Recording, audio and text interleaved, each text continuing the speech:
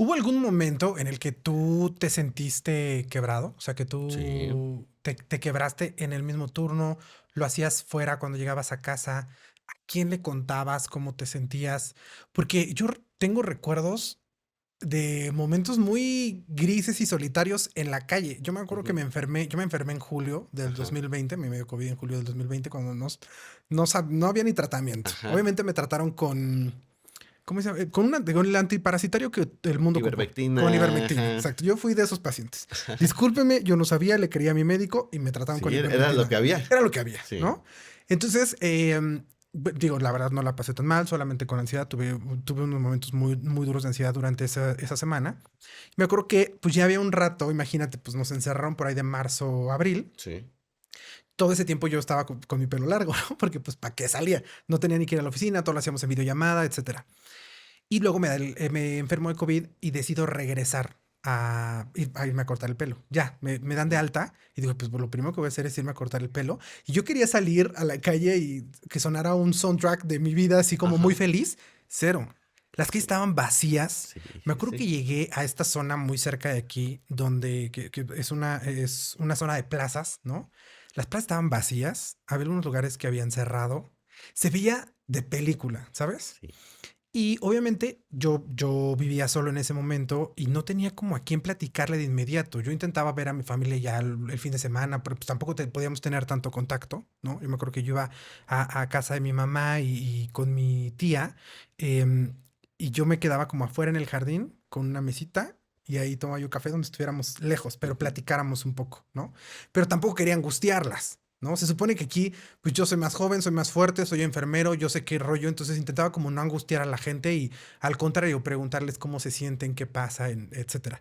¿Tú con quién te desahogabas? O sea, en este momento ¿cuándo fue? Primero, ¿no? Que Ujú. tú te sentiste como que te rompiste, que decías, chale, esto nunca va a acabar o qué rollo, y con quién lo hablabas. Fíjate que fue complicado, Iván, porque bien no dices, tú eres el fuerte, ¿no? Tú eres el que está en el área de la salud.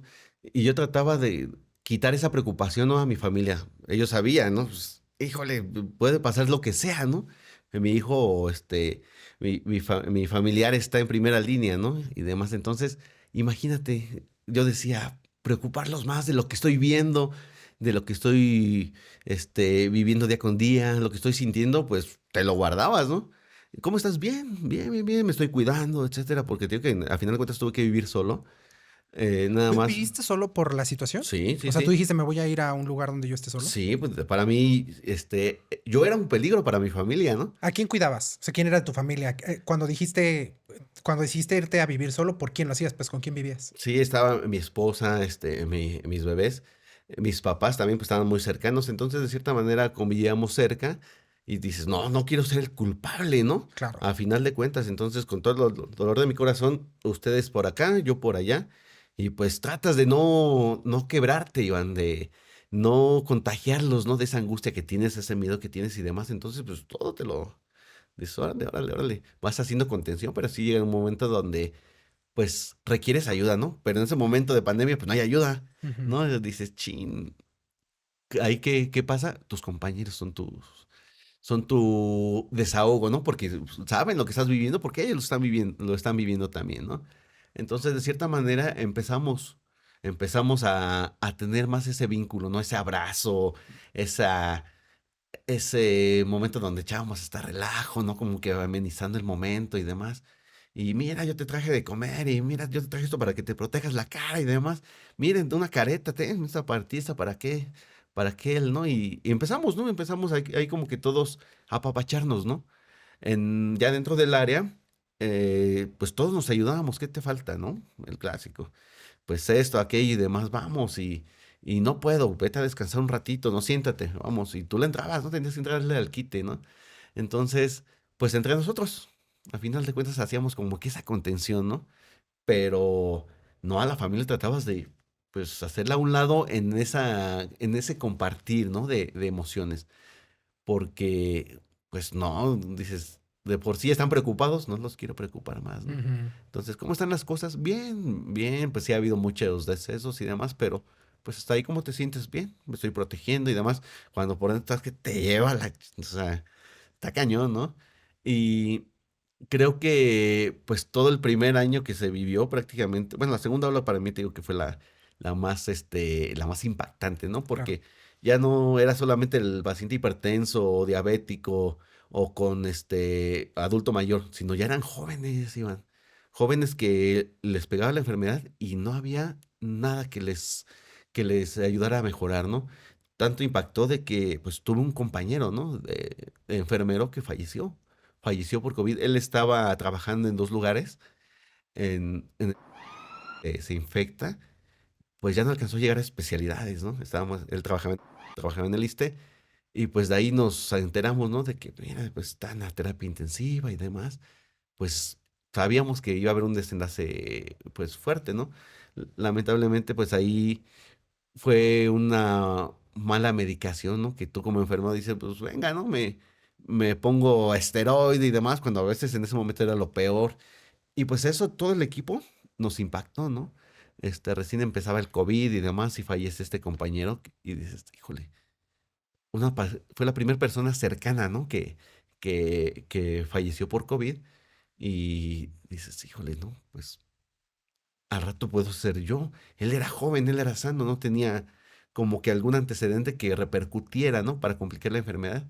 Y dices, chin, ¿no? ¿Y ahora qué sigue, no? Entonces eso nos pegó mucho al equipo.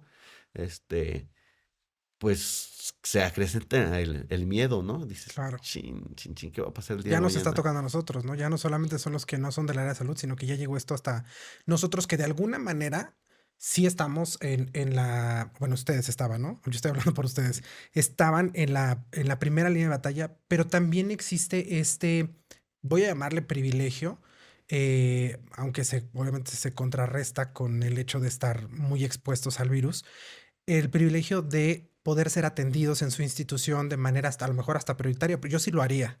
O sea, no hay manera de que no le demos prioridad a los profesionales de la salud, aunque en muchos casos así se vio.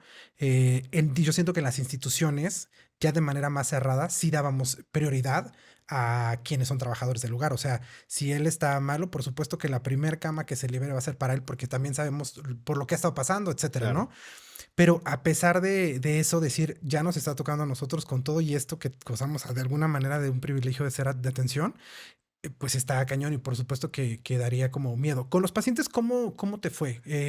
Me refiero a que estuviste del lado donde los pacientes se sentían agradecidos y se sentían, porque hubo un momento en el que el mundo se sintió agradecido con los profesionales de la salud, sobre todo con enfermería, porque creo que fue un gran momento en el que se dieron cuenta de que la enfermería está 24/7 con el paciente, sin desacreditar, por supuesto, el trabajo de los médicos, que aquí siempre hemos explicado que son disciplinas diferentes claro. y sus trabajos son diferentes. El médico no requiere estar todo el tiempo con el paciente porque él entra, revisa al paciente, genera un diagnóstico, da un tratamiento, punto, ¿no? En el caso de enfermería, ya lo decíamos, está todo el tema del cuidado, de ver todas las necesidades del paciente y de verlo de manera holística, por lo tanto requiere estar todo el tiempo con él. Y eso como que la gente se dio cuenta de que la enfermería tiene un trabajo muy cercano al paciente y que la enfermería pues tiene un valor muy importante dentro del cuidado de la salud. Hubo una parte que así lo pensaba, ¿no? Claro. Y se hicieron canciones, agradecimientos, pinturas, monumentos en torno al trabajo de la enfermería. Pero estaba la otra parte que les echaba agua con cloro, que no les permitía subir al transporte público, que les tenían de alguna manera miedo y rechazo porque estaban muy cercanos a los pacientes. En tu experiencia, ¿cómo fue? Fíjate que fue buena, Iván. Entiendo también esa otra parte de la sociedad, ¿no? Que el desconocimiento, Claro, a final de cuentas, genera miedo y muchas ideas erróneas, ¿no?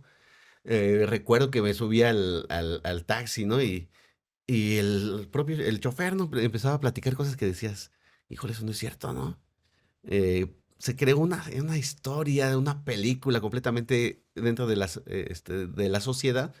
Solo los que estábamos insertos en el área de la salud sabíamos qué estaba pasando, ¿no? Entonces, mm, digo, me fue bien. Creo que ese reconocimiento que se le dio a la enfermería, pues debería estar en permanencia todavía, ¿no? claro. Definitivamente, porque, pues, fue complicado, ¿no? Fue complicado porque muchos dejamos de hacer cosas, muchos dejamos a un lado a los seres queridos por miedo, ¿no? A dañarlos. Muchos tuvimos que en algún momento dado solventar parte de los equipos, porque pues ya la institución no tenía, tú lo comprabas por fuera y demás, ¿no?